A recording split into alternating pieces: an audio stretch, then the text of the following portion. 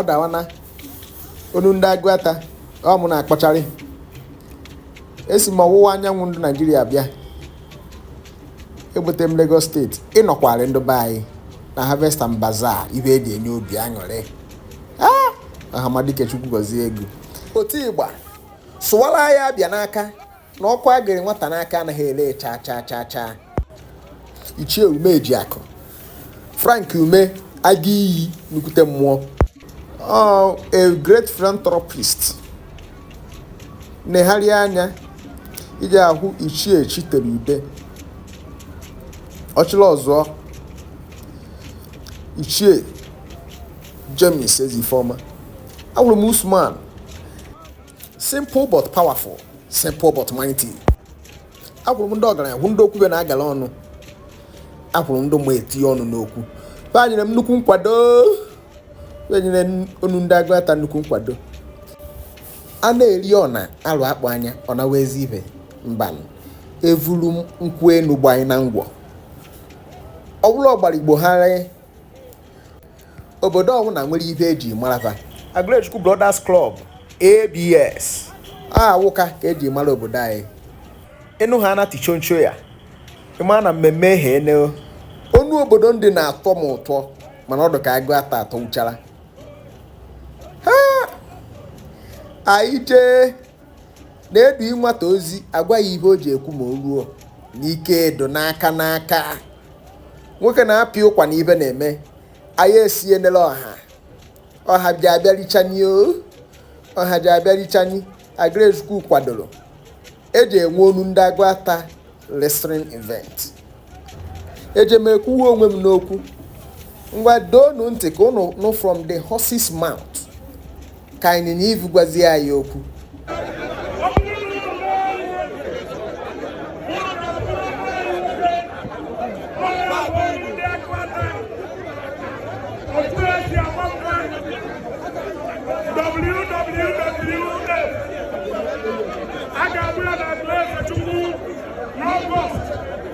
otu esi agba mgba na ring esi eme ndị mgba anyị na-eme na telivishọn ọ dị ga-eme na Agụlechukwu n'isi Ọgọst ebunatara ring niile eji agba mgba ihe unu na-afụ ọ na-adị unu ka ọ fitrik ọwụ fitrik ka ọ bụ unu ga-afụ ya na Agụlechukwu n'Ọgọst 2025 anyị ga-enye ya obere ohere ka ọ kọwara anyị onwe and ihe ọ na-akwadobe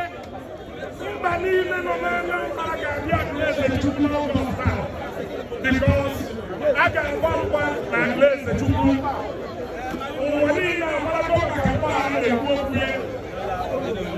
ọrụ ndị Agụata ga-agba anyị otu esi ọrụ ndị Agụata ya. Thank you.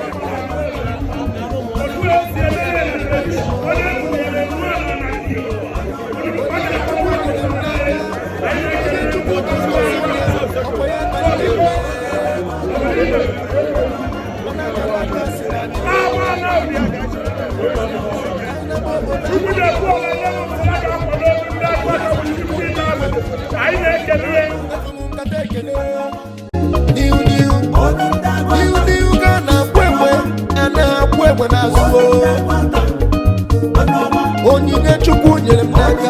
ọsị m kwuo okwu otu m oje mkpa ewu ilo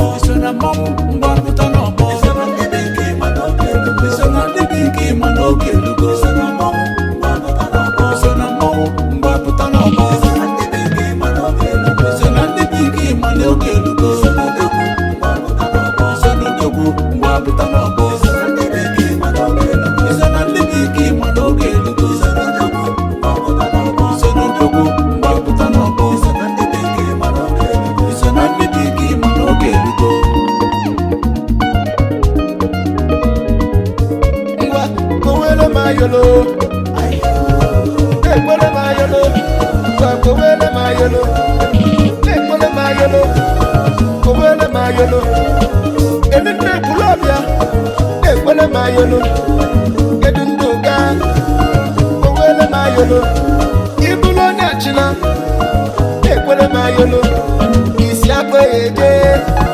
ekwele ma yolo